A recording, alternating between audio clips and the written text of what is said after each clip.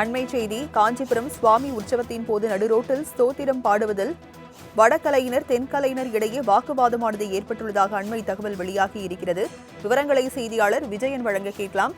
விஜயன், விவரங்கள் என்ன? வணக்கம் ராஜலட்சுமி.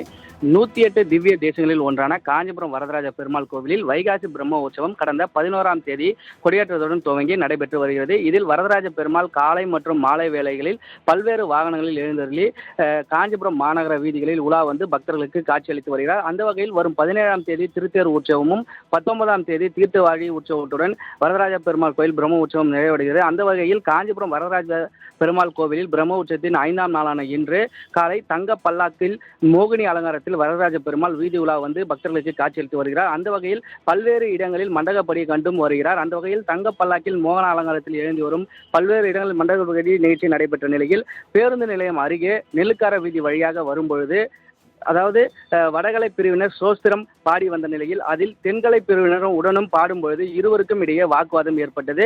அப்பொழுது பாதுகாப்பு பணியில் ஈடுபட்டிருந்த போலீசார் மற்றும் இந்து சமய அறநிலைத்துறை அதிகாரிகள் இருவரிடையே சமாதானம் மேற்கொள்ளப்பட்ட நிலையில் திடீரென காவல்துறையினர் தென்கலை பிரிவினரிடம் வாக்குவாதத்தில் ஈடுபட்டனர். இதனால் சற்று பரபரப்பு ஏற்பட்டது. மேலும் பிரம்ம உற்சவம் தொடங்கி கடந்த 2 தினங்களுக்கு முன்பு கூட சங்கரமடம் எதிரே இதே போன்ற சம்பவம் நடைபெற்றது.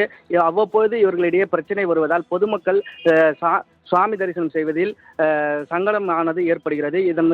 இதை அடுத்து சாலையிலேயே வடகலை மற்றும் தென்கலை பிரிவினர் இருவரும் ஒருவருக்கொருவர் வாக்குவாதம் ஈடுபட்டதால் பக்தர்களிடையே முகசுளிப்பு ஏற்பட்டுள்ளது. ராஜலட்சுமி,